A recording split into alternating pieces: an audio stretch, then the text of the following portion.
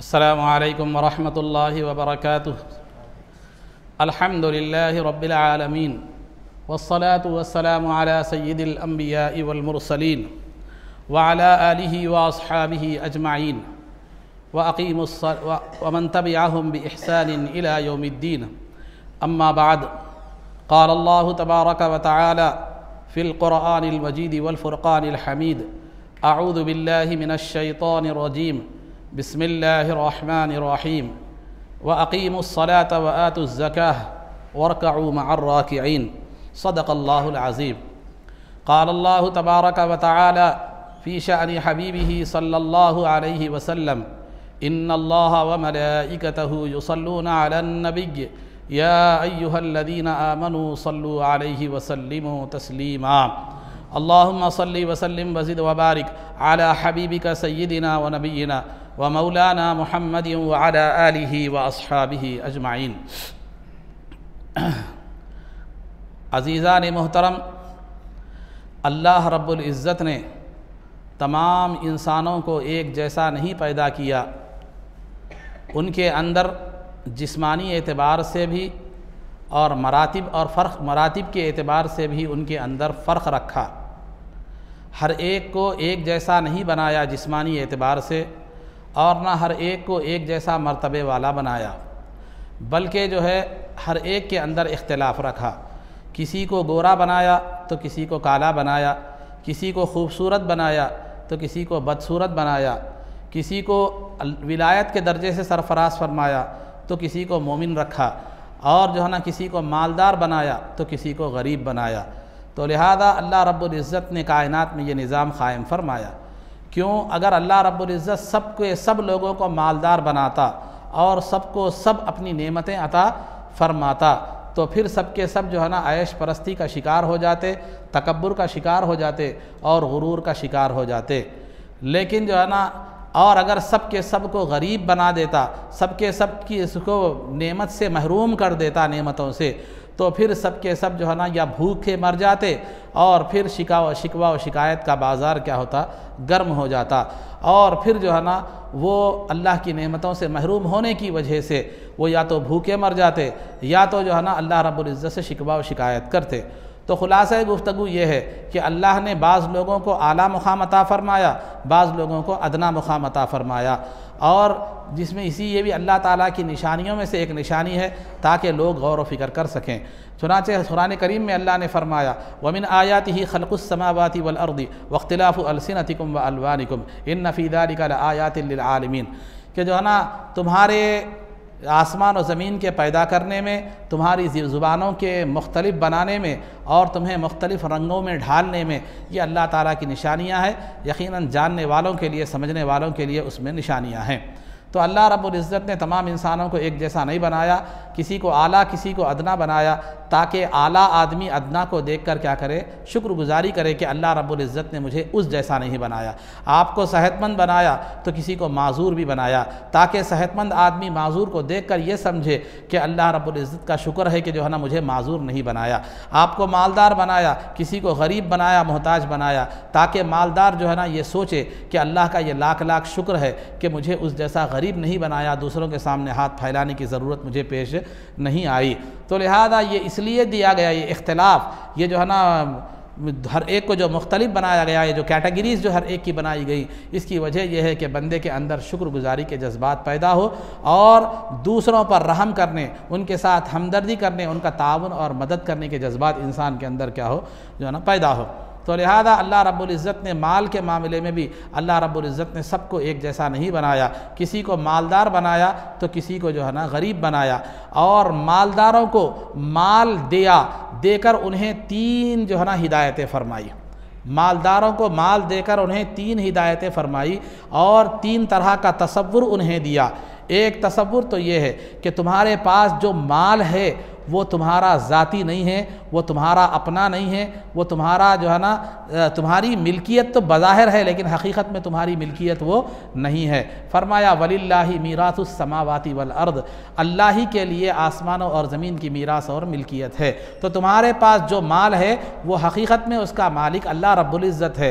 अल्लाह ने चंद रोज़ के लिए तुम्हारे माल वो क्या किया है, दिया है, फिर वो माल छीनने पर भी कुदरत रखता है। तो लिहाजा वो चंद रोज़ जो माल दिया गया है, अक्लमंदी का तकाजा यह है कि तुम उस माल से अपनी दुनिया नहीं बल्कि अपनी आखिरत बनाने की कोशिश करो। जहाँ तुम अपनी दुनिया बनाते हो वहीं आखिरत बनाने की भी जो है ना कोशिश करो। मिसाल के तौर पर मैं एक बात आपको समझाता चलो, अगर कोई आदमी आपको जो है ना थोड़ी देर के लिए आपको वाईफाई कनेक्शन फ्री दे दे तो आप क्या करेंगे? वाईफाई कनेक्शन फ्री दे, ज़्यादा से ज़्यादा आपकी कोशिश ये होगी कि उससे ज़्यादा से ज़्यादा इस्तेफ़ादा करें और अपने फ़ोन का सिस्टम अपडेट करें, या जो ज़रूरी जो फाइल्स हैं वो जो है क्या करें मालूम, अपलोड कर लें या डाउनलोड कर लें, या जो मामलात जो है ज़रूरी है वो क्या करें जो है ना अपना लें। ऐसा नहीं कि वाईफाई का कनेक्शन मिलते ही गेम खेलते हुए बैठ रहे हैं आप, या कोई बेकार लघु चीज़ों में आप उसको ये कर रहे हैं, तो वो नादान है अगर वो करता भी है। लेकिन अक्लमंद क्या करता है, जितनी भी देर के लिए उसे वाईफाई कनेक्शन मिला है उतनी देर में क्या करता है, ऐसे ज़रूरी काम कर लेता है जो उसके लिए कारआमद फ़ायदेमंद हो और उसके फ़ोन के लिए भी जो है कारआमद हो। तो बिला तशबीह व तमसील अल्लाह रब्बुल इज़्ज़त ने भी दुनिया की इस मुख्तसर सी ज़िंदगी में वाईफाई की शक्ल में आपको माल दिया है। अब आपका काम ये है, और ज़िंदगी मुख्तसर दी है, उस मुख्तसर सी ज़िंदगी में उस दिए हुए माल को अपना समझकर या उसको जमा करके देखकर खुश होने के बजाय उसको ऐसे रास्ते पर खर्च करे जहां दुनिया बनाने के लिए खर्च करता है, वहीं पर अपनी आखिरत बनाने के लिए भी जो है ना उसको काम में लाए, क्योंकि नहीं मालूम कि ये माल फिर कब छिन जाए और फिर ज़िंदगी कब ख़त्म हो जाए। या तो माल भी हमेशा रहने वाला नहीं है, ज़िंदगी भी हमेशा रहने वाली नहीं है, दोनों में से कोई ना कोई एक ख़त्म होने वाला ही है। माल ख़त्म ना हो तो ज़िंदगी ख़त्म हो जाएगी, ज़िंदगी ख़त्म ना हो तो माल ख़त्म हो जाएगा। ये दोनों में कोई भी पायदारी के साथ रहने वाली चीज़ क्या है मालूम है, नहीं है। तो मुख्तसर वक्त है और वक्त कितना है आपको मालूम नहीं है। इसीलिए अक्लमंद आदमी वो होता है जो अल्लाह की दी हुई इस अमानत को क्या करता है, आखिरत बनाने में और गनीमत समझकर उसको जो है ना आखिरत संवारने में इस्तेमाल करता है। तो मालदार का पहला तसव्वुर ये होना चाहिए, उसके पास जो माल है, जो दौलत है, जो जायदाद है, वो उसकी नहीं है, हकीकत में उसका मालिक अल्लाह रब्बुल इज़्ज़त के हाथ में है। अल्लाह रब्बुल इज़्ज़त है, आज उसने चंद रोज़ के लिए उसके हाथों में दिया है, फिर वो जब चाहे छीन सकता है। और दूसरा तसव्वुर उसका ये होना चाहिए कि मैं इसका आर्जी मालिक हूँ, चंद रोज़ा मुझे क्या की गई है, ये दी गई है, ताकि मैं इससे दुनिया व आखिरत का फ़ायदा क्या कर सकूँ, हासिल कर सकूँ। और तीसरा तसव्वुर उसका ये होना चाहिए कि ये माल भी जो मुझे दिया गया है ये मेरा पूरा अपना नहीं है, बल्कि जो है ना इसमें मेरे गरीब भाइयों का भी हक़ है। मुझे वो हक़ भी क्या करना है, अदा करना है, उनका हक़ क्या करना है, उन तक क्या करना है, पहुँचाना है। ये तसव्वुर हल मालदार के पास होना चाहिए। अगर ये तसव्वुर होगा तो फिर माल पर गुरूर भी नहीं आएगा, तकब्बुर भी जो है ना नहीं आएगा। एक तो ये कि मेरे माल का हकीकी मालिक अल्लाह है, चंद रोज़ों के लिए, चंद रोज़ के लिए अल्लाह ने मुझे इस माल पर कुदरत और तसर्रुफ़ अता फरमाया है, फिर ये माल या मेरी ज़िंदगी ख़त्म होने वाली है। और दूसरा, इस माल में सिर्फ पूरा मेरा हक़ नहीं है बल्कि गरीब भाइयों का भी, गरीब मुसलमानों का भी हक़ है। चुनांचे कुरान करीम में फरमाया वफ़ी अम्वालिहिम हक़्क़ुल लिस्साइल वल महरूम, कि उन अमीरों के माल में मांगने वाले गरीब का भी हक़ है, न मांगने वाले गरीब का भी हक़ है। गरीब दो तरह के होते हैं, एक वो होते हैं जो भिखारी, जिसको हम कहते हैं मांगने के लिए हाथ दराज कर लेते हैं, लेकिन बाद इज़्ज़तदार और जो है ना बाविखार लोग ऐसे होते हैं जो मोहताज तो होते हैं, ज़रूरतमंद तो होते हैं, लेकिन वो किसी के सामने हाथ फैलाना पसंद जो है ना नहीं करते। तो लिहाजा उनका भी हक़ अल्लाह रब्बुल इज़्ज़त ने आपके माल में रखा है। तो जिस तरह मांगने वाले गरीब को मांगने की बुनियाद पर देते हो, उसी तरह न मांगने वाले गरीब को भी तलाश करके देना, उसकी जुस्तजू करना, ये हमारे लिए क्या है, जिम्मेदारी है। क्योंकि आपकी ड्यूटी है कि जो हक़ अल्लाह ने आपके अंदर, आपके माल में रखा है, उसको दूसरों तक क्या करे, ये पहुँचाए। तो लिहाजा अगर ये तसव्वुर हो कि माल उसका था और जो है ना मैंने उसका माल उसी को दिया, तो फिर आपको कभी भी ये तकब्बुर नहीं आएगा, ये ख्याल नहीं आएगा कि मैंने फ़लाँ को इतना फ़ायदा किया, फ़लाँ की इतनी माली मदद की, तुम क्या थे, मेरी ज़कात पे बड़े हो गए, मेरी ज़कात की वजह से आज इतना बड़ा तुम्हारा मकाम हो गया, ऐसा वैसा, ये जो है ना ये ख्यालात, ये तकब्बुर या देने का ख्याल क्या आएगा, नहीं आएगा, क्योंकि उसका माल था, उसको पहुँचा दिया। हाँ, तो ज़कात तकब्बुर करने के लिए नहीं है, बल्कि ज़कात शुक्रगुजारी के लिए है।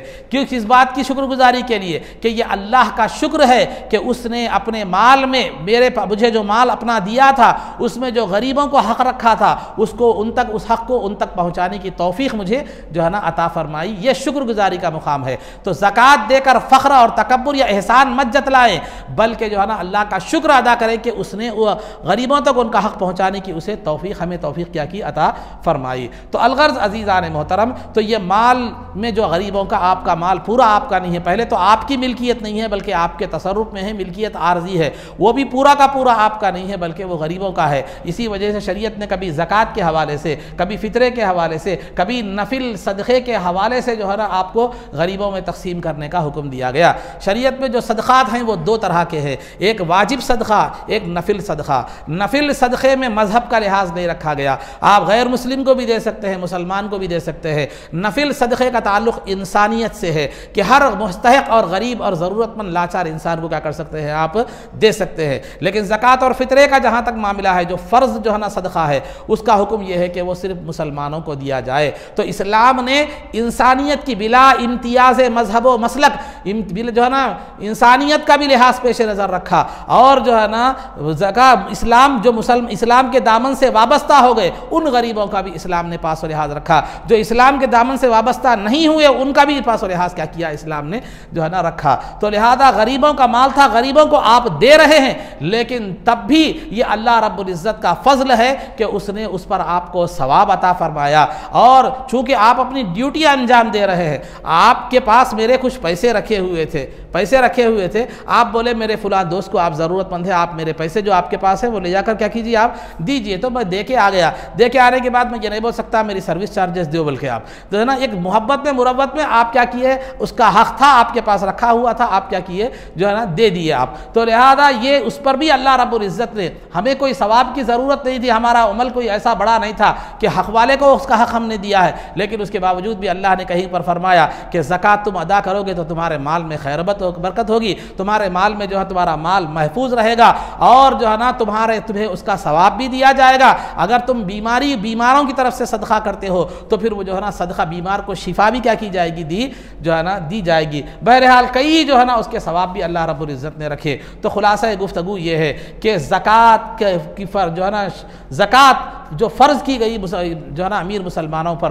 वो गरीबों का हक़ है और वो उन्हें अदा करना ज़रूरी है। अगर कोई अमीर जिस पर ज़कात फ़र्ज़ है, अगर वो ज़कात अदा नहीं करता तो गोया वो गरीबों का हक़ क्या कर रहा है, खुद हड़प रहा है, वो गरीबों का हक़ को क्या कर रहा है, खुद खा रहा है। उसकी मिसाल कैसी है मैं आपको बतलाता चलो। अगर मिसाल के तौर पर अगर आप किसी आदमी को देखें कि गरीब के कशकोल में से पैसे लेकर खा रहा है, गरीब के कशकोल में से पैसे लेकर क्या कर रहा है, वो खा रहा है, तो आप उसे क्या कहेंगे? इज्जत की निगाह से तो नहीं देखेंगे। कैसा जालिम है, कैसा बदबख्त है कि गरीब जिसके पास पैसा नहीं है, वो मांग कर चंद रकम पैसे जमा कर लिया था, उसके कशकोल में रहा सहाबी क्या कर रहा है, वो छीन कर खा रहा है। कितना जलील तरीन और फ़कीर तरीन वो इंसान है, आप यही कहेंगे ना। लेकिन ये बताता चलो कि ज़कात न देने वाला भी उससे मुख्तलिफ नहीं है। ज़कात देने वाले की मिसाल भी वैसे ही है, उस आदमी की तरह है जो फ़कीर की कशकोल में से क्या कर रहा है, पैसा लेकर खा रहा है। फ़र्क ये है कि वो कशकोल में से लेकर खा रहा है, और ये जो है ना दूसरा क्या कर रहा है, अपने पास रखा हुआ उसका हक़ क्या कर रहा है, नहीं दे रहा है। दोनों में मुश्तरका चीज़ यही है कि हर दो सूरत में वो क्या कर रहा है, गरीब का माल ही क्या कर रहा है, हड़प कर रहा है, खा रहा है। तो लिहाजा ज़कात जिस पर फ़र्ज़ है, अगर वो गरीब को ज़कात नहीं देता तो उसकी मिसाल उस आदमी की तरह है जो गरीब के कशकोल में से जो है ना वो रकम लेकर क्या कर रहा है, खा रहा है। तो उसमें और इसमें कोई ज़्यादा जो है ना फ़र्क नहीं है। तो अज़ीज़ान मोहतरम, तो इस्लाम ने ज़कात का निज़ाम इसलिए रखा ताकि उसके कई जो है ना हिकमतें जो है ना बयान की गई। ज़कात की एक आध नहीं, कई हिकमतें हैं। सबसे पहली जो है ना हिकमत यह है कि इस्लाम दुनिया में जो आज राइज है, दुनिया में ये जंगों के बाद, जंग पहली और दूसरी जंग अजीम होने के बाद दुनिया के मालदारों ने और यहूदियों ने एक जो है ना निज़ाम कायम फरमाया जिसको सरमायादाराना निज़ाम कहते हैं।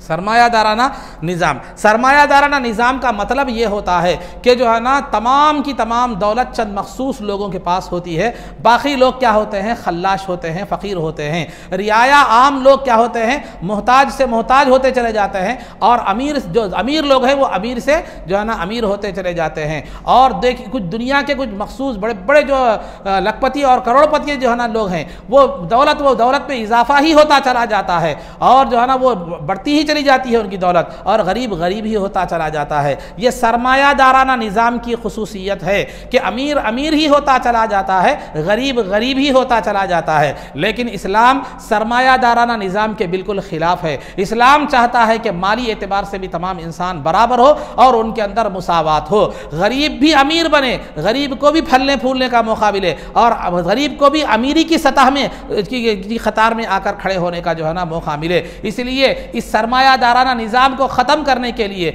जिस निज़ाम में दौलत सिर्फ चंद मखसूस अमीर लोगों के हाथ में होती है और दौलत पर उन्हीं लोगों का कब्ज़ा होता है और बाकी गरीब जो है ना उस दौलत से महरूम होते हैं, ये सरमायादाराना निज़ाम की जो है ना खुसूसियत है। लेकिन इस्लाम ने इस सरमायादाराना निज़ाम को ख़त्म करने के लिए दो चीज़ें राइज की। एक तो सूद को हराम करार दिया, सूद को नाजायज़ करार दिया, और दूसरा ज़कात, फितरा और सदक़े नाफिला का मालदारों को हुक्म दिया, ताकि सूद की वजह से दौलत सिर्फ मालदारों के पास जमा ना हो, अब मालदारों के पास जमा ना हो, जमा होने से बच जाए, और दूसरा ज़कात और फितरे के हवाले से दौलत मालदारों से निकलकर गरीबों के हाथ में भी आए, ये भी कारोबार करें, ये भी बिजनेस करें, इनका भी मेयार ज़िंदगी बेहतर हो। तो इस्लाम का जो निज़ाम ज़कात है उसका सबसे पहला जो है ना पहली हिकमत और फ़ायदा ये है कि वो दुनिया के सरमायादाराना निज़ाम को ख़त्म करता है, उसकी मुखालफत करता है, और उस सरमायादाराना निज़ाम को ख़त्म करने के लिए अल्लाह रब्बुल इज़्ज़त ने सूद को हराम करार दिया। क्योंकि सूद एक ऐसी बला है, एक ऐसा अमल है कि उससे अमीर अमीर ही होता चला जाता है, गरीब गरीब ही होता चला जाता है। जैसे मिसाल के तौर पर एक आदमी के पास आपने एक 10 लाख रुपए खर्च लिया था, अब उसके बाद जो है ना आप माहाना उसको 10,000 रुपए क्या कर रहे हैं, खर्च सूद के तौर पर क्या कर रहे हैं, बन रहे हैं। तो उसके बाद आप 10 साल में आपके 10 लाख फिट गए, माहाना 1000 रुपए के हिसाब से देखिए 1,20,000 जो है तकरीबन आप क्या है सूद में ही चला गए। 1,20,000 तकरीबन 1,10,000 तो खाली माहाना हो रहे हैं, सालाना 1,20,000। 10 साल में अगर आपका वो कर्जा फिरता है, कोसा 10 लाख कर्जा फिरता है, तो आप अंदाज़ा लगाइए 1,20,000 के हिसाब से सालाना सूद कितना होगा। तो लिहाजा सूद जो सूद बांधा जाता है वो तकरीबन खर्च की रकम के बराबर या आधा जो है ना रकम तो होता है। ले रहे हैं 10 लाख, बन रहे हैं 15 लाख, सूद के साथ जो बन रहे हैं वो 15 लाख। तो बतलाइए दौलत जा रही है या आ रही है आपके पास? दौलत अमीरों के पास जा रही है, लिए थे 10 लाख, दे रहे हैं 15 लाख, तो दौलत क्या है अमीरों के पास जमा होती चली जा रही है। जो गरीब जो मोहताज है, जिसने ज़रूरत की बुनियाद पर सूद लिया था, उसके पास से दौलत चली जा रही है। तो ये सूद का निज़ाम जब ख़त्म हो जाएगा तो फिर सिर्फ जो है ना इस्लामी बैंक का निज़ाम अगर कायम होगा, बिला सूद का निज़ाम अगर कायम होगा, तो उससे फ़ायदा क्या होगा? दौलत अभी गरीब के पास जाएगी, गरीब भी बेहतर से बेहतर ज़िंदगी, उसकी ज़िंदगी को तरक्की दे सकेगा, फिर वही दौलत अमीर के पास लौट कर क्या हो जाएगी, आएगी। इस्लाम का निज़ाम इस तरह है, इस्लाम ने इसी वजह से सूद को ख़त्म कर दिया। और दूसरा, जब अमीर को ज़कात फ़र्ज़ कर दी गई, फितरा फ़र्ज़ किया गया, सदक़े नाफिला देने की उसे तरगीब दी गई, तो जब वो गरीबों को जो है ना सदका देगा, ज़कात देगा, तो फिर गरीबों की ज़िंदगी भी बेहतर होगी, उनका मेयार ज़िंदगी भी बेहतर होगा, वो भी कारोबार करेंगे और बेहतर से बेहतर ज़िंदगी गुजारेंगे, और आगे चलकर वो भी ज़कात देने के काबिल हो जाएंगे। फिर वो भी ज़कात देने वालों में एक और जो है ना आदमी का इजाफा होगा। मैं ये सिर्फ तकरीरी ज़बानी बातें नहीं हैं, मेरे सामने खुद ऐसे लोग मौजूद हैं कि जो एक ज़माने में ज़कात लिया करते थे, लेकिन उन्होंने उस ज़कात की रकम का जो है ना को अच्छा मसरफ़ उसका सही किया, औलाद को पढ़ाया, तरबियत की, बड़े हुए, अच्छे हो गए, आज वो खुद हज़ारों की ज़कात निकाल रहे हैं।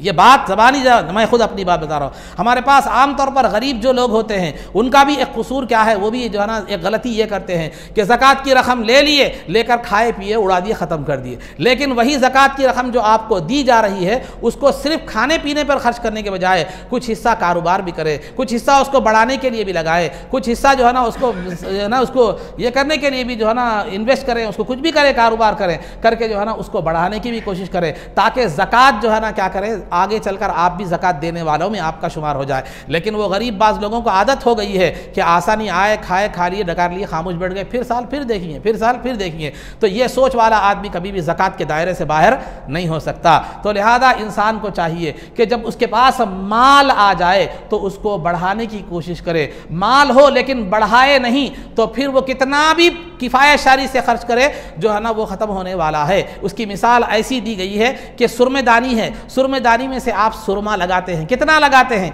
बिल्कुल गुबार मामूली लगाते हैं, लेकिन एक दिन सुरमेदानी का सुरमा ख़त्म होता नहीं होता, हो जाता है। जब उसमें आप डालते जाएंगे, लगाते जाएंगे तो ख़त्म नहीं होगा। तो माल भी इसी तरह जो है ना जमा कर खाली खाकर खर्च करने से जो है ना वो नहीं होता, बल्कि उसको बढ़ाने की भी क्या करनी चाहिए, कोशिश करनी चाहिए, और उसका मसरफ भी बेहतरीन हो कि उससे दुनिया भी बने और आखिरत भी बने। माल के ताल्लुक से 2-3 बातें हमेशा याद रखिए। एक तो ये कि अगर आपके पास माल आता है तो माल को बढ़ाने की कोशिश करें, उसको जायज़ तरीके से बढ़ाने की कोशिश करें, खा पी कर जो है ना उड़ाएं। और दूसरा क्या करें मालूम है, उसको अपने घर वालों पर खर्च करें या अपने दोस्तों अहबाब पर खर्च करें, मगर खर्च करने में भी मियाना रवि और दरमियानी रास्ता इख्तियार करें। अल्लाह वालों की जो है ना सिफ़ात में ये बात बताई गई है, वल्लदीना इज़ा अंफ़क़ू लम युस्रिफ़ू व लम यक़्तुरू, कि जो अल्लाह वाले वो होते हैं जब अल्लाह की राह में खर्च करते हैं, जब वो खर्च करते हैं ज़िंदगी के मामलात में, तो ना वो हद से ज़्यादा खर्च करते हैं कि बिल्कुल खल्लाश हो जाए, न पूरा हाथ खींच लेते हैं कि लोग दुनिया उसे बखील कहे, बल्कि हमेशा मियाना रवि ज़िंदगी में दरमियानी मुतवस्सित दर्जे का जो है ना खर्च हो, और फिर उसके बाद आखिरत के लिए कुछ ज़ख़ीरा करे। आखिरत से मुराद ज़िंदगी का आखिरी हिस्सा हो या दुनिया के बाद जो आखिरत आती है उसके लिए हो, तो ये कामयाब आदमी है। तो ज़कात लेने वाले बहुत से ऐसे लोग होते हैं, वो खाते हैं, ख़त्म कर देते हैं, लेकिन उसका कुछ हिस्सा इस्तेमाल करते हुए कुछ हिस्से को अगर बढ़ाने की कोशिश करें तो वो ज़कात के जो है ना इस दलदल से वो खुद भी क्या है बाहर जो है ना आ सकते हैं। तो अलगर्ज़ अज़ीज़ान मोहतरम, ज़कात का पहला और बुनियादी फ़ायदा ये है कि इस्लाम चाहता है कि दुनिया से सरमायादाराना निज़ाम ख़त्म हो। दौलत सिर्फ मालदारों के हद तक महदूद ना हो, बल्कि गरीब के हाथ में भी दौलत आए और गरीब के हाथ में भी पैसा आए, वो भी माली एतबार से, माशी एतबार से, इकनॉमिकली क्या है वो भी इम्प्रूव हो और बेहतर बने और उसकी ज़िंदगी भी बेहतर बने। आगे चलकर वो ज़कात लेने वालों से ज़कात देने वालों में जो है ना शामिल हो जाए। ये इस्लाम का नज़रिया माश है। और फिर दूसरा ज़कात का जो है दूसरा फ़ायदा ये है कि इंसान को अल्लाह रब्बुल इज़्ज़त ने माल कमाने से मना नहीं फरमाया, माल कमाने से मना नहीं फरमाया। आप जायज़ तरीक़े से जो है ना शरीयत के उसूल में रहकर कितना भी माल कमाओ, आपको इजाज़त है, लेकिन कमाने के कुछ उसूल हैं, खर्च करने के कुछ उसूल हैं। तो लिहाजा कमाने के उसूल ये हैं कि किसी को धोखा ना दो, जायज़ तरीके से क्या करो, माल कमाओ। खर्च करने के उसूल में ये उसूल हैं कि जो है ना ज़कात, फ़ितरा वगैरह जो सदक़े आप पर वाजिब है वो दो, गरीबों की मदद करो, मोहताजों की मदद करो। जो अपने अहलो इयाल को जहाँ तक खिलाने का मामला है, इसराफ से हटकर आप बेहतर से बेहतर खिला सकते हो, बेहतर से बेहतर पहना सकते हो, खुद भी पहन सकते हो। इसराफ नहीं होना चाहिए। इसराफ का मतलब वो नेमत ज़ाये नहीं होना चाहिए। खाना पका दिए एकदम और बिरयानी पका दिए, हिरिस को पका दिए, बाकी का फेंक रहे हैं, ज़ाये हो रहा है, नहीं, बल्कि ज़ाये ना हो, ये इस अंदाज में ज़िंदगी गुजरे। तो बहरहाल अज़ीज़ान मोहतरम, तो माल कमाने से या दौलत कमाने से जायज़ तरीके से शरीयत मना नहीं करती, बल्कि माल की मोहब्बत से मना करती है। माल कमाओ लेकिन माल से मोहब्बत मत करो। माल कमाना बुरा नहीं है, माल से मोहब्बत करना बुरा है। सैयदना गौसे आज़म दस्तगीर रज़ी अल्लाह ताला अन्हु फरमाते हैं कि दुनिया को अपनी हथेली तक रखो, वो आती रहे जाती रहे, लेकिन दिल तक आने मत दो, क्योंकि जब वो दिल पर आ जाएगी तो हर खराबी, हर बुराई की क्या हो जाएगी, वो जड़ हो जाएगी। इसी वजह से बड़े लोग बोलते हैं पैसा हाथ का मैल है। मतलब यह है कि वो हाथ में ही आए और हाथ में ही चले जाए। लेन देन का ताल्लुक हाथ तक ही रहे, दौलत का ताल्लुक दिल तक ना आए। जब वो दौलत हाथ से निकल कर दिल तक चढ़ जाती है तो फिर वहाँ से खराबियाँ पैदा होती है। तो दुनिया की, दिल की, माल की मोहब्बत अगर इंसान के अंदर आ जाती है तो दो खुसूसियतें उसके अंदर पैदा हो जाती हैं। एक खुसूसियत तो ये कि वो उसकी जो है ना इनकमिंग को पसंद करता है, आउटगोइंग को पसंद, इनकमिंग को पसंद करता है, यानी माल के आने को पसंद करता है। आता रहे आता रहे आता रहे, यही ख्वाहिश उसकी होती है। और याद रखिए ये ख्वाहिश कभी कम नहीं होती। तिरमिज़ी शरीफ की हदीस है, सरकार दो आलम सल्लल्लाहु अलैहि वसल्लम ने फरमाया कि अगर इब्ने आदम को यानी इंसान को 2 वादियाँ, 2 पहाड़ भी अगर सोने के दिए जाए तो वो तीसरी तमन्ना करेगा। तीसरे की क्या करेगा, और थोड़ा मिल जाता तो अच्छा था। ये तमन्ना करेगा। ये हदीस है तिरमिज़ी शरीफ की, यही तिरमिज़ी शरीफ की हदीस है। दूसरी हदीस है कि जो है ना इंसान बूढ़ा हो जाता है लेकिन उसकी एक ख्वाहिश जो माल की ख्वाहिश है वो कभी कम नहीं होती, बल्कि मुशाहदा ये देखा गया है कि बुढ़ापे में माल की ख्वाहिश और बढ़ भी जाती है, बाज़ लोगों की और बढ़ भी जाती है। जवानी में फिर भी पैसे के मामले में उतने सीरियस नहीं होते, लेकिन बुढ़ापे में बहुत ज़्यादा क्या हो जाते हैं, जो है ना सीरियस हो जाते हैं। बाज़ पूरे ऐसे नहीं होते, अल्लाह वाले अच्छे लोग भी हैं। तो बहरहाल ये जो है ना ये मामलात होते हैं। तो अज़ीज़ान मोहतरम, खुलासा गुफ्तगू ये है कि माल की मोहब्बत जब इंसान के अंदर आ जाती है तो पहला असर उसका ये होता है वो आने को पसंद करता है, खा वो हलाल तरीक़े से आए, हराम तरीक़े से आए, नाजायज़ तरीक़े से आए, जायज़ तरीक़े से आए, उसमें किसी की हक़ तलफ़ी हो रही हो, किसी पर जुल्म हो रहा हो, किसी की जो है ना आंसू हो, किसी का खून चूस रहे हो आप, वो मतलब नहीं होता। बस तिजोरी भर रही है और बैंक अकाउंट का आंकड़ा बढ़ रहा है, बस काफ़ी है। दूसरा माल की मोहब्बत का जो दूसरा असर आता है वो माल को जाना पसंद नहीं करता, वो माल को दूर करना पसंद नहीं करता, माल खर्च हो ये पसंद नहीं करता। और इंतहा तो ये है वो खुद अपने ऊपर और अपनी औलाद के ऊपर भी खर्च करने में क्या करता है, वो गुरेज करता है। ऐसे लोगों को आप देखेंगे कि करोड़पति लखपति होते हैं, लाखों की करोड़ों की जायदाद होती है, लेकिन लिबास को देखो तो सही लिबास नहीं, खाने के मामले में देखो तो कोई खाना अच्छा उम्दा खाना नहीं खाते, औलाद को कोई अच्छा लिबास और अच्छा खाना नहीं खिलाते, अहल अयाल को कोई अच्छी खुशहाल जिंदगी फराहम नहीं करते, पैसे जमा करके चले जाते हैं, जब मर जाते हैं तो बैंकों में पैसा वैसे के वैसा ही रह जाता है। करीब उनको क्या वो तबीयत वाले कैसे होते हैं, उनका मिजाज, बैंक में जितनी खुशी होती चले जाए उनका बीपी भी कम हो जाता, शुगर भी कम हो जाता, सेहत बनती रहती है, अगरचे के खा रहे नहीं, उनकी सेहत खाने से नहीं बनती, बैंक बैलेंस के बढ़ने से बन जाती है। तो अलगर्ज अज़ीज़ान मोहतरम, खुलासा गुफ्तगू ये है कि माल की मोहब्बत से जो है ना मना किया गया। क्यों? माल की मोहब्बत जब आती है तो जाना पसंद नहीं करता, ज़कात देना पसंद नहीं करता, फितरा देना पसंद नहीं करता, नफिल सदका देना पसंद नहीं करता, गरीब की मदद करना पसंद नहीं करता, मस्जिद को चंदा देना पसंद नहीं करता, खैर के कामों में जो है ना किसी मदरसे को देना पसंद नहीं करता, किसी फलान जगह को पसंद नहीं करता, फलान देने को पसंद नहीं करता, तो किसी गरीब और फ़कीर को देना पसंद नहीं करता। क्यों? क्योंकि वो नहीं चाहता कि उसका माल उससे दूर हो। ये माल की मोहब्बत की अलामत है। तो शरीयत ने ये जो ज़कात को फ़र्ज़ किया गया ज़रूर रखा और फितरे को फ़र्ज़ किया गया, इसलिए निकालना जिसका ज़रूरी है वरना आप गुनहगार होंगे। तो फिर जो है ना अल्लाह ने इसलिए रखा ताकि वो माल देता रहे, माल की मोहब्बत ताल्लुक़ उससे क्या होता है, कम होता रहे, जो हर बुराई की क्या है, जड़ है। तो ज़कात का फ़ायदा यही है। दूसरा फ़ायदा यह है कि ज़कात से माल की मोहब्बत को तुड़ाना मकसद है, माल की मोहब्बत को दूर करना मकसद है। माल कोई ऐसी चीज़ नहीं है जिससे मोहब्बत की जाए। अरे दुनिया में सबसे बेवफा अगर कोई चीज़ है तो माल है, तो बेवफा चीज़ से मोहब्बत करना ये कौन सी अक्लमंदी है। दुनिया में अगर कोई सबसे वफादार अगर चीज़ है तो वह अल्लाह और उसके रसूल का रिश्ता है। ज़िंदगी में भी काम, ख़ब्र में भी काम, हश्र में भी काम और मैदान महशर में भी काम। तो लिहाजा सब में वफादार रिश्ता अगर कोई है तो उसको वो अल्लाह और उसके रसूल का रिश्ता है, उसको निभाओ। ये तो माल सांस टूटते ही आपका साथ छोड़ देता है, सांस टूटते ही आपका साथ छोड़ देता है। इसको कमाओ तो भी परेशानी, ना कमाओ तो भी परेशानी। अमीर भी परेशानी में है, गरीब भी परेशानी में है। कोई माल कमाने वाला जो मुतवस्सित है फिर भी वो जो है ना बेहतर है, लेकिन जो अमीर है वो हिफाजत के लिए परेशान है कि उसको कैसा करूं, उसको क्या करूं, उसको कैसे मैनेज करूं।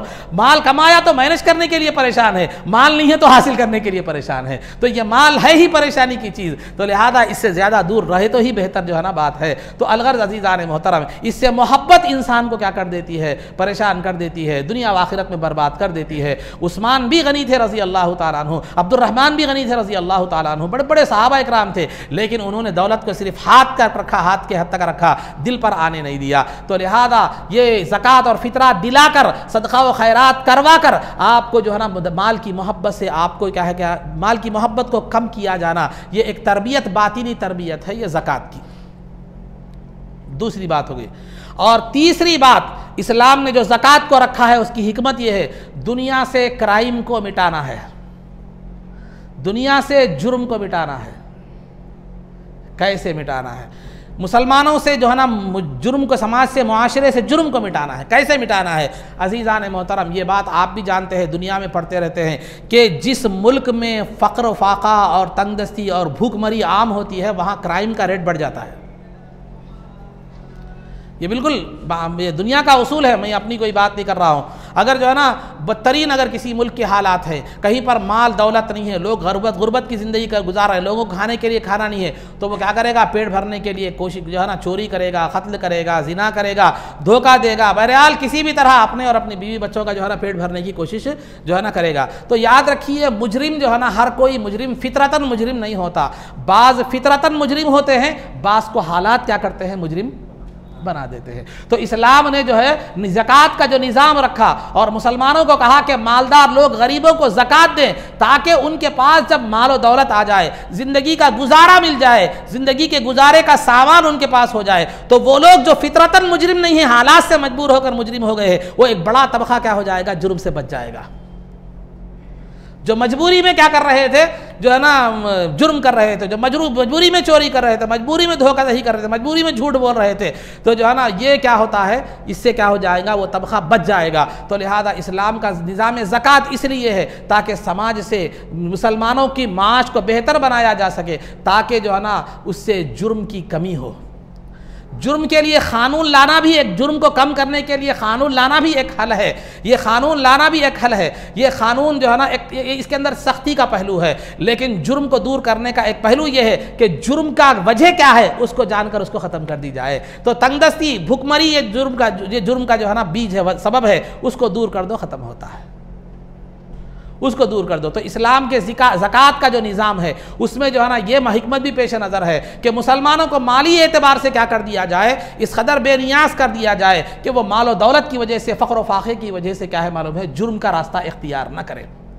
और चौथी चीज़ जो बतलाई गई ज़कात की जो हिकमत है वो मुसावात है और बराबरी है। इस्लाम ने जो मुसावात का तसव्वुर पेश किया है, दुनिया के किसी मजहब में वो तो मुसावात का तसव्वुर नहीं है। रंग की बुनियाद पर, नस्ल की बुनियाद पर, तालीम की बुनियाद पर, जो है ना ज़ात व पात की बुनियाद पर जो है ना इस्लाम में कोई फ़र्क नहीं है। इस्लाम में अगर किसी को मर्तब, किसी को तो तौहीन का तो पहलू है ही नहीं, इस्लाम में किसी की बेइज्जती का पहलू है ही नहीं, ज़ात की बुनियाद पर, माल की गुर्बत की बुनियाद पर, हाँ तक़वा और तहारत की बुनियाद पर फजीलत ज़रूर है। तो लिहाजा इस्लाम में ज़ात पात माल दौलत की बुनियाद पर किसी को कम या ऊंचा या नीचा जो है ना नहीं बतलाया गया। इस्लाम ने हमेशा मुसावात का दर्स दिया है। जंगे बदर के मौके पर सरकार दो आलम सल्लल्लाहु अलैहि वसल्लम ने एक ऊँटनी पर सवार थे, एक एक सवारी पर तीन तीन लोग जो है ना सवार हो रहे थे। तो सरकार जब अपनी बारी आती सवार होते, जब अपनी बारी ख़त्म हो जाती तो दूसरे को बिठाकर खुद जो है ना ऊँट खींचते थे, तो इस ऊँट का लगाम खींचते थे। तो सरकार ने, अपने सहाबा इकराम ने, उमर फारूक रज़ी अल्लाह तआला अन्हु, खुलफाए राशिदीन ने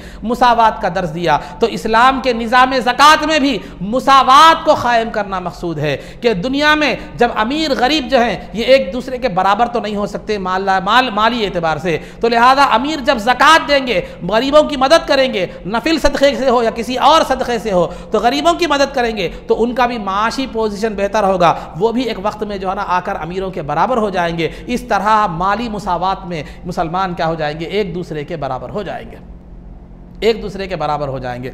और दूसरा और एक जो है ना पांचवा जो निज़ाम है वो इन्नमल मुमिनूना इख्वाह, इन्नमल मुमिनूना इख्वाह, एक मुसलमान दूसरे मुसलमान का जो है ना भाई है। तो भाई भाई का तकाजा ये है, एक भाई का दूसरे भाई के मुतालिक जो हुकूक बयान किए गए हैं अहादीस मुबारका में, कि हुकूक ये है कि एक मुसलमान भाई का दूसरे मुसलमान भाई पर हक़ ये है कि जब वो बीमार हो जाए तो उसकी इयादत के लिए जाए, जब वो इंतकाल कर जाए तो जो है ना वो क्या करे, उसके जनाजे में शरीक हो। और हुकूक को बयान करते हुए यहाँ तक अगर वो कोई मदद का तलबगार हो तो क्या करे, उसको मदद करे, उसको बेयारो मददगार न छोड़े। किसी मुसलमान पर जुल्म हो रहा है तो उस जुल्म के खिलाफ आवाज़ उठाएं। वीडियोग्राफी करना या फोटो वीडियो खींचकर जो है ना फेसबुक पर डालना ये हक नहीं है, बल्कि किसी मुसलमान पर कोई जुल्म कर रहा है तो उस जुल्म से दूर करने और रोकने की जो है ना कोशिश करें। तो लिहाजा बेयारो मददगार मुसलमानों की मदद करना भी एक मुसलमान का हक है और भाईचारगी का जो है ना ये हक है। तो इस्लाम ने ज़कात का निज़ाम देकर मालदारों को ये मौका फराहम किया कि वो अपने गरीब भाइयों की मदद करें, उनके साथ हमदर्दी करें, उनके साथ गमखारी करें और अपने भाई होने का जो हक है वो हक क्या करें मालूम है, अदा करें। तो ये उखुवत ईमानी को जो है ना परवान चढ़ाने का भी ज़कात एक बेहतरीन जो है ना ज़रिया है और बेहतरीन तरीक़ा है। अलगर्ज़ अज़ीज़ान मोहतरम, ये निज़ाम ज़कात जो इस्लाम ने रखा है, अगर मुसलमान अगर उस ज़कात के निज़ाम को सही तौर पर फॉलो करे, अगर मुसलमान उस ज़कात के निज़ाम को सही तौर पर अपनाए, एक हद तक जो है ना मुसलमानों से गुर्बत क्या हो सकती है, दूर हो सकती है। हमें किसी हुकूमतों के सामने भीख मांगने की ज़रूरत नहीं है, किसी और के सामने भीख मांगने की ज़रूरत नहीं है। अल्लाह ने हमें ऐसा निज़ाम दिया है कि अगर उस निज़ाम को मुसलमान फॉलो करे तो उस बेनियाज ज़ात पर ईमान रखने का सदका ये है कि मुसलमान को अल्लाह दीगर कौमों से बेनियाज कर देगा, बेनियाज कर देगा। देखिए मैं आपको एक बात जो है ना बतलाता चलो कि जो है ना एक वायर है, एक बल्ब है, करंट से वाबस्ता हो गया तो वो भी मुनव्वर हो गया। अगर एक जो है ना एक मिट्टी है, अगर जो है ना गुलाब की पंखड़ी में अगर वो रख दिया जाए तो उसकी खुशबू से वो भी क्या हो जाती है, जो है ना मुअत्तर हो जाती है। एक एसी की ठंडक में आप आ गए तो आपको भी ठंडक की राहत क्या होती है, महसूस होती है। तो लिहाजा बिला तशबीह व तमसील इस्लाम के निज़ाम इस्लाम से अगर हम वाबस्ता हो जाए तो ज़िंदगी के हर मरहले में, हर पहलू में जो है ना हमें राहत ही राहत मिलेगी। अल्लाह इस्लामी निज़ाम का जो है ना ये खासा है, ये खुसूसियत है कि जो मुसलमान जब तक इस्लामी निज़ाम को फॉलो करते रहेंगे, दुनिया में अल्लाह रब्बुल इज़्ज़त कभी उन्हें किसी का मोहताज नहीं बनाता, बल्कि उन्हें साहिब इख्तिदार बना कर रखा है। हमारी इस पूरी तारीख है, ये पूरी तारीख है। क्यों? जो सर अल्लाह के सामने झुकता है, जो हाथ अल्लाह के सामने फैलते हैं, वो हाथ को अल्लाह रब्बुल इज़्ज़त कभी किसी के सामने फैलने और उस सर को झुकने नहीं देता। ये हमारा कसूर है कि हमने जो है ना उस निज़ाम को नहीं अपनाया, उसको फॉलो नहीं किया और न कोशिश की, कभी ना उसको फॉलो करने की कोशिश की। अब ज़कात ही का जो है ना मामला आप लीजिए, कितने ऐसे लोग हैं जो है ना ज़कात को अदा नहीं करते। बहुत से लोग जो है ना मालूम नहीं होने की बुनियाद पर भी ज़कात अदा नहीं करते। मालूम नहीं होने की बुनियाद पर ज़कात अदा नहीं कर रहे, ठीक है, मालूम करना भी पसंद नहीं करते, क्योंकि हमारे अंदर शैतान ने एक वसवसा डाला है, मुसाहब से बात नको सुनो, सुने तो अमल करना पड़ता। ये शैतानी वसवसा है, याद रखिए, शैतानी वसवसा। अरे मुसाहब को नको पूछो, पूछे तो अमल करना पड़ता। अब ज़कात है, पूछे तो मुसाहब को ज़कात का मसला पूछे तो मुसाहब कहाँ ज़कात ऊपर डालते क्या नहीं, पूछो नको, नहीं पूछे तो हो गया ना, न रहे बांस न बजे बांसुरी। तो बहरहाल पूछो नको, पूछ के कहीं को ऊपर डाल लेते, नमाज पढ़ने के मस्जिद सिर पे गिरी गए, समझे, मसला पूछेंगे तो मुसाहब ऊपर गिरेंगे। नहीं ऐसा पूछो ही नको, पूछे नहीं, पूछे ही नहीं तो मसला ही नहीं मालूम होता, नहीं मालूम हो तो क्या हो गया। मगर याद रखें ये शैतानी वसवसा है। एक है पूछना ही नहीं और दूसरा पूछ कर अमल नहीं करना। पूछ कर अमल नहीं करे आप तो एक गुनाह है, पूछ कर अमल नहीं करे तो एक गुनाह है, पूछे ही नहीं तो दो गुनाह है, दो गुनाह है। क्यों? इसलिए कि पूछना आप पर फर्ज था, जरूरी इल्म हासिल करना आप पर फर्ज था, वो छोड़ दिए और नहीं मालूम होने की वजह से अमल भी नहीं करे। तो एक तो नहीं पूछने का गुनाह, दूसरा अमल नहीं करने का गुनाह। अगर पूछे तो पूछने के गुनाह से तो बच गए, नहीं पूछने के गुनाह से तो बच गए, लेकिन अमल नहीं करे कोताही की वजह से एक गुनाह है। तो बताइए कौन सा बेहतर है? मालूम कर लिए, आज अमल नहीं हुआ, कल तौफीक हो के अल्लाह ताला अमल तो कर सकते हैं। तो ये है। तो बहुत से लोग नहीं मालूम होने की वजह से क्या करते हैं, ज़कात देते हैं, और बहुत से लोग जो है ना ज़कात मालूम करते हैं लेकिन क्या है बचने की कोशिश करते हैं। क्या ऐसा कोसे मुसाहब का रास्ता निकलता देखेंगे, यहाँ आसानी होती वहाँ आसानी होती, कोसे दरवाजे पर क्या है मतलब हमारे को आसानी मिलती, कौन से मुसाहब क्या है आसानी का रास्ता पैदा करते हैं। ये हमारा आम मिजाज बन गया हर मामले में। 3 तलाक दे दिया, मिसाल बता रहा हूँ, 3 तलाक दे दिया, आप देने के बाद कई करा की बोल के बाद में अफसोस कर रहा, मोतेबरी में दे दिया 3 तलाक, समझे। आज तलाक कैसा डायलॉग मार के दे रहे तलाक, मामूली बात पर, पानी नहीं के लिए दाल में का नमक ज़्यादा, मिर्ची सालन में मिर्ची ज़्यादा, खाना कच्चा, हर मामूली बात पर तलाक दे देता, मोतेबरी में आके 3 तलाक दे देता। अब परेशान हो जाता, अरे बीवी चले गई, सब चले गई, फिर कैसा होगा, मेरी ज़िंदगी कैसी होगी, बाद में ख्याल आता हो, समझे। बाद में तो हमारे बहादुर शाह ज़फ़र का एक शेर बेहतरीन याद आ रहा है, इसको ज़िंदगी का वजीफ़ा बना लीजिए। ज़फ़र उसे आदमी न कहिए, ज़फ़र उसे आदमी ना कहिए, खाह हो कितना भी काबिले फहमो ज़का। ज़फ़र उसे आदमी मत कहिए, खा हो कितना भी काबिले फहमो ज़का, यानी कितनी भी समझ रखने वाला हो, कितना भी अक्लमंद हो, उसको आदमी मत कहिए। जिसे तैश में खौफ खुदा ना हो, जिसे ऐश में याद खुदा ना हो, जिसे तैश में खौफ खुदा ना हो, जिसे ऐश में याद खुदा ना हो, वो कितना भी अक्लमंद आदमी हो, वो क्या है मालूम है, वो आदमी वो कहने के हकदार नहीं है। वो बड़ा दुनिया उसको अक्लमंदी की सर्टिफिकेट दे दी हो, दानिश्वरों में शुमार होता हो। तो तैश में खौफ खुदा होना, ऐश में याद खुदा होना, आम तौर पर ये 2 चीज़ें नहीं रहती। तो गुस्सा आया, बीवी पर गुस्सा आया तो गुस्से में खौफ खुदा रहना, तलाक देने से गुनाह है, नहीं करना। हाँ, दूसरी तब्बी की दूसरी सूरतें हैं, तो दूसरे तरीक़े भी हैं। दूसरे तरीक़े बोले तो मारेंगे, वो नहीं बता रहा। दूसरा तरीक़ा मुझे साहब इजाज़त दी है, एक दूसरी तरीक़ा खामोशी इख्तियार कर लेना, या चला जाना, या थोड़ा बहुत बंदर भपकी जिसको कहते हैं, डरा ना करना, कुछ भी ऐसा काम चला लेना, लेके चलना है गाड़ी को, समझे। बाद में परेशान होने के बजाय पहले ही ज़रा एहतियात से क्या कर लेना, काम कर लेना। तो अब क्या करते हैं, 3 तलाक दे दिए। देने के बाद इस्माइल साहब करेंगे, हमें बोला निकल गई बीवी, अब कोई चांस नहीं है। उसके बाद फिर कोई एक मौसाब करने जाते हैं, उन्होंने बोले नहीं निकल गई, वहाँ भी नहीं है। अरे ये मौसाब भी सही नहीं दे रहे फतवा, इनको भी नहीं मालूम रहे सर का है। और एक के पास जाते हैं, वहाँ जाते हैं, हाँ 3 तलाक एक ही हो गया, जाओ बोल के बोलते हैं, हाँ ये मौलाना है, इनको बहुत मालूम, दीन की नॉलेज इनकी क्या है, बहुत अच्छी है। कई को इस वजह से नहीं, उनको ना मालूम, नॉलेज नहीं होगी फिर नहीं, उनको क्या मालूम उनकी नॉलेज कैसी है। तो बहरहाल जो है ना, ये अपनी मर्जी के मुताबिक फतवा मिला। तो ये मालूम नहीं होकर भी बहुत से लोग क्या करते हैं, ज़कात दे देते हैं, और मालूम करना भी पसंद नहीं करते। क्यों? मालूम करे ज़कात ऊपर पड़ती बोल के। हाँ, और जो है ना, मालूम बाज़ लोगों को मालूम होता है, लेकिन उस मामले में क्या करते हैं, कोताही करते हैं। ये बहुत बड़ा, कल क़ियामत के दिन तो इसका अजाब है ही है। लेकिन याद रखिए, आप ज़कात के देने के काबिल होने के बावजूद भी ज़कात नहीं दे रहे हैं, तो अपना ज़ाती नुकसान भी कर रहे हैं, मिल्लत का भी नुकसान कर रहे हैं आप। इस्लाम जो है ना ने इनफिरादी चीज़ को भी तवज्जो देने का हुक्म दिया, और इज्तिमाइयत पर भी, इज्तिमाइयत की भलाई के बारे में भी सोचने का क्या किया, हुक्म दिया। जहाँ अपने बारे में, अपने अहल इयाल के बारे में सोचते हैं, वहाँ मिल्लत के बारे में भी सोचने का हुक्म दिया है। तो जो निज़ाम मिल्लत के लिए अल्लाह रब्बुल इज़्ज़त ने बनाया है, उसमें ताउन करना भी एक मुसलमान की जिम्मेदारी है। क्योंकि आज आप अच्छे हैं, कल मिल्लत तबाह हो जाएगी, तो वह तबाही आप तक भी आएगी, आप उससे दूर नहीं रहेंगे। बाजू वाले का घर जल रहा तो उसका जल रहा ना, अपने को क्या करना है, आपको लग गई तो आपको भी लग सकती, वो नहीं बुझाएंगे तो अलगर्ज अज़ीज़ान मोहतरम, तो ज़कात का निज़ाम कायम करे, ईमानदारी से ज़कात अदा करें। कितनी ज़कात है जी? 1,00,000 की 2,500, 1,00,000 की 2,500 रुपये ज़कात है। परसों एक हरीस की दुकान पे गया था, तो वो हरीस की दुकान में हरीस का हिसाब होता है, बकरे की हरीस 230 रुपये, ठीक है। 10 दोस्तों को दावत दिए, 230 रुपये की हरीस, कितने हो रहे हैं?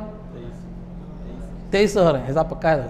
तो 2300, 2300 में क्या है मालूम हो रहे हैं, चाय पी लिए तो 500, 2,500। खाली 10 दोस्तों को हरीस की दावत दिए, एक साथ दियो या अलग अलग दियो, वो बात नहीं कर रहा हूँ। सिर्फ 10 दोस्तों की हरीस की दावत आराम से निकल जाती है, लेकिन वही 1-2,500 में देने में 1,00,000 का ज़कात निकल जाती है, 1,00,000 की, वो भी साल में एक मरतबा। ऐसे रमज़ान में कईयों हरीसा चलते रहते हैं, कईयों शॉपिंग चलते रहते हैं। हैदराबाद को गाड़ी में पेट्रोल डला के जाके मंदी खा के आते हैं, और जटचल्ले को जाके जमजम होटल में खुशका खाने, वहाँ से 100 रुपये का पेट्रोल डला लेके जाके आते हैं, नहीं जाते, पूरा रिपोर्ट है मेरे को। तो बहरहाल समझे, मैं नहीं गया, मगर जाता नहीं होगा, कभी कभी क्या है कि उधर हैदराबाद गए तो जाने का इत्तेफाक हुआ, एक अलग बात है। ख़ास तौर पर ऐसे जो जाने के मामलात होते हैं, ये आम तौर पर नहीं होते, मगर इत्तला तो है, रिपोर्ट तो है कम अज़ कम। तो मैं ये नहीं बोल रहा हूँ मत जाइए, नहीं बोल रहा हूँ मैं आपको, नहीं। इंसान ज़िंदगी में जायज़ तौर पर इंजॉय भी करना, ये बिल्कुल रूखी ज़िंदगी भी मुझे भी पसंद नहीं है। एक जायज़ तरीके से शरीय हुदूद में रहकर आप इंजॉय कीजिए, अच्छा खाइए, अच्छा पीजिए, अहल याल को खिलाइए। कभी बीवी अहलिया मोहतरमा कभी पकाने का दिल नहीं बोला तो होटल से ला के खिलाइए, मैं ये नहीं बोलता कि मत खिलाइए, इस्लाम तंगी का मजहब नहीं है। लेकिन जब हम अपनी ज़िंदगी के लिए ये सब चीज़ें अपनी राहतों के लिए कर रहे हैं, फैमिली के लिए गए शॉपिंग के लिए, ईद की हज़ारों 10-10 हज़ार 20 हज़ार खर्चा कर दिए, 10,000 रुपये जो खर्चा कर रहे हैं घर वालों पर, वो 10,000 में आपकी 4 लाख की ज़कात निकल रही है।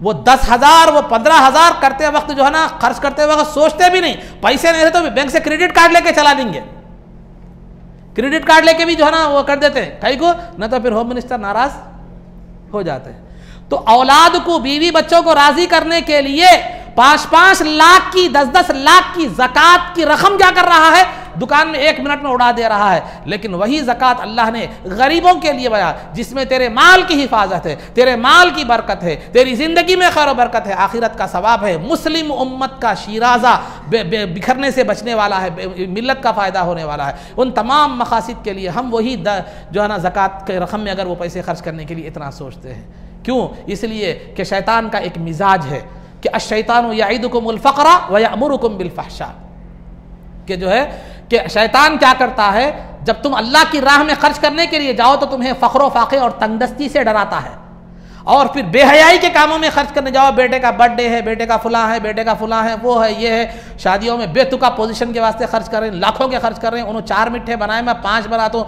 उन्होंने 1 बनाए, मैं उन्होंने सादी बिरयानी बनाए, मैं जाफरानी बिरयानी बनाता हूँ। उन्होंने 8 किस्म चिकन बनाए, मैं 10 किस्म का बनाता हूँ। उन्होंने मैकवेल जो एक शरबत आ रहा हो क्या, उन्होंने वो नहीं रखे, मैं ये रखता हूँ। उन्होंने वो रखे, उन्होंने खरबूजे में रखे, मैं अनानास में रखता हूँ मीठा। बहरहाल ये पोजीशन जो है ना, ये मेंटेन करने में, अपनी अना और अपनी पोजीशन को बताने में कईयों लाखों के रुपए क्या होते हैं, खर्च जो है ना हो जाते हैं वहां पर। लेकिन यहाँ अल्लाह की वहां पर शैतान क्या कर देता है, खर्च करा देता है। शौक से, खुशी से खर्च करते हैं, बल्कि ये पोजीशन को बताने के लिए जमाने से पैसे जमा भी करते हैं। मैं आज एक बात बताता चलो, हर शादी में स्टेज अगर ना बताए, स्टेज और वीडियोग्राफी ना लो, तो एक छोटे गरीब के आदमी की जहेज का सामान आ जाएगा, शादी हो जाएगी मुख्तसर तौर पर। वीडियोग्राफी के 50, 25, 30 हज़ार, 40 हज़ार, फिर वो वीडियोग्राफी में फोटो अच्छे आने के लिए स्टेज का एक 25, 30 हज़ार। वीडियोग्राफी नहीं तो स्टेज कैसा बनता, सही कैसा भी बनो चल जाता। तो अलगर्ज अजीज़ान मोहतरम, बतलाना यह मकसूद है कि हम दुनिया की राहतों में, दुनिया के शौक़ों के लिए जब पैसे खर्च करते हैं तो शैतान खुशी से खर्च करवा देता है। लेकिन ज़कात की बात आती है, फितरे की बात आती है, मस्जिद को चंदा देने की बात आती है, और मस्जिद को जो है ना कुछ आप किसी काम के, नेक काम के लिए बात आती है, तो शैतान आपको का जो है ना वो उसको रोकता है। और इतने पैसे कभी जेब से क्या करते हैं आपके नहीं निकलते, बल्कि स्टार के कनेक्शन को 250 रुपये देते हैं, लेकिन जो है ना मस्जिद के लिए 250 रुपये चंदा देने की तौफीक नहीं होती। हमारी माएँ और बहनें, ख़वातीन भी, सोना अम्मा इतने सोने की ज़कात देना, कहाँ से लाना। बकरीद का मामला आया, कम से कम में कहाँ देखो हिस्सा सबसे कम कहाँ है, वो देखो वहाँ निकालने की कोशिश।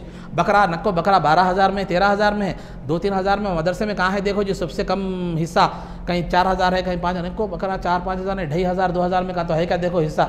हाँ है, वो कैसा है नहीं हुई कुर्बानी, हुई नहीं हुई, क्या है वो, कुछ भी हो जान दो, कुर्बानी कर दिए काफ़ी है बस।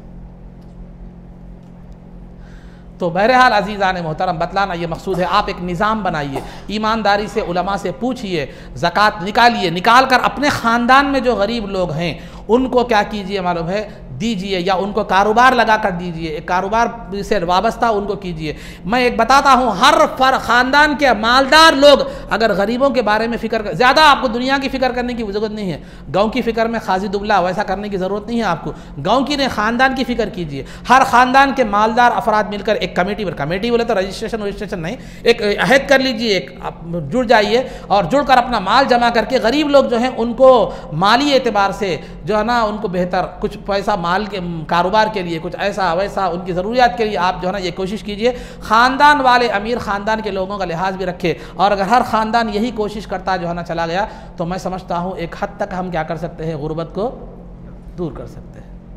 ज़कात और फ़ितरे का निज़ाम जो क़ायम किया गया है, इसीलिए क़ायम किया गया है, हमें ईमानदारी से अदा करने और समझने की ज़रूरत है, और अदा करने की ज़रूरत है। कल वो गरीब अगर मालदार बन जाएगा, फिर वो ज़कात देगा, तो फिर वो सवाब जो आपने उस ज़कात देने के मुक़ाम तक आप उसको जो पहुँचाया है, उसका भी सवाब आपको मिलता रहेगा। ज़कात की ज़कात अदा हो गई, एक की ज़िंदगी बन गई, फिर वो दूसरों की ज़िंदगी बनाने के क्या है, काबिल हो गया। तो अपने आप को शमा बनाओ, अपने आप को शमा बनाओ, सूरज मत बनाओ, क्योंकि सूरज से दूसरा सूरज मुनव्वर नहीं होता, शमा से दूसरी शमा मुनव्वर होती है। यानी मालदार बन के सिर्फ ठाट बाट में मत रहो, सूरज का मतलब मालदार बन के दुनिया पर ठाट बाट के साथ मत रहो, पोजीशन के साथ मत रहो, बल्कि वही उसी अपनी तरह दूसरे को बनाने की कोशिश करो। तो अज़ीज़ान मोहतरम, ये चंद गुजारिशात थी, चंद बातें थी, तो उलमा से रुजू हुई है, मसाइल पूछिए। आप पर कई लोगों पर ज़कात निकलती है, लेकिन जो है ना मालूमात नहीं होने की वजह से या नहीं चाहकर वो लोग क्या करते हैं, ज़कात का वबाल लेकर अपनी जो है ना दुनिया से चले जाते हैं। अब माल दौलत जो जमा करे थे ज़कात अदा ना करके वो यहीं पर छोड़ कर चले जाते हैं, उसका वबाल तो आपके साथ जाने वाला है, उसका अजाब तो जाने वाला है। माल तो बेटे रिश्तेदारों से उड़ा देते हैं, या माल वो लोग लेके खुशी में रहते, लेकिन जिस माल को जमा करने में आपने ज़कात अदा नहीं की, उसका वबाल तो आपके साथ क्या करेगा, जाएगा ही। उस माल को जो है ना एक तख्तियों की, लोहे की तख्तियों की शक्ल दी जाएगी, और उसके बाद उसको जहन्नम में तापा जाएगा, और जितना ज़्यादा माल होगा उतना बड़ा जिस्म इंसान का बनाया जाएगा, और जिस्म के हर हिस्से पर अलग अलग दाग दिया जाएगा। माल कमाए थे यहीं छोड़कर चले गए, दूसरे फ़ायदा उठा रहे, दूसरे ऐश कर रहे, लेकिन उसका अजाब क्या कर रहे हैं आप, भुगत रहे हैं। तो समझिए अक़लमंदी का तकाज़ा ये है कि ज़िंदगी इस अंदाज़ में गुजारिए कि शरीयत के उसूल के मुताबिक रहे, और शरीयत के उसूल ऐसे हैं बिल्कुल इंसान की आसानी और उसकी फ़ितरत के ऐन मुताबिक है, उसमें कोई सख्ती और तंगी नहीं है, बल्कि उसमें इंसान ही की दुनिया की भलाई भी है और आखिरत की भलाई भी है। आखिर में अल्लाह ताला से दुआ है कि परवरदिगार जो कुछ भी कहा गया उस पर अमल की तौफ़ीक़ रफ़ीक़ अता फ़रमा, इज़्ज़त व आफ़ियत की ज़िंदगी दे और ईमान पर हमारा ख़ातिमा फ़रमा, क़ब्र में दीदार मुस्तफ़ा से बहरवर फ़रमा, नबी पाक सल्लल्लाहु अलैहि वसल्लम के क़दमों में हमारा हश्र फ़रमा, आपकी शफ़ाअत उज़्मा से हमको बहरवर फ़रमा, आपके दस्ते मुबारक से जामे कौसर पीना नसीब फ़रमा, जन्नत में आपकी ग़ुलामी माइयत और रिफ़ाक़त नसीब फ़रमा। सल्लल्लाहु तआला वसल्लम अला खैरि ख़ल्क़िहि सय्यिदिना मुहम्मदिन व आलिहि व सहबिहि अजमाइन बिरहमतिका या अरहमर राहिमीन वल्हम्दुलिल्लाह।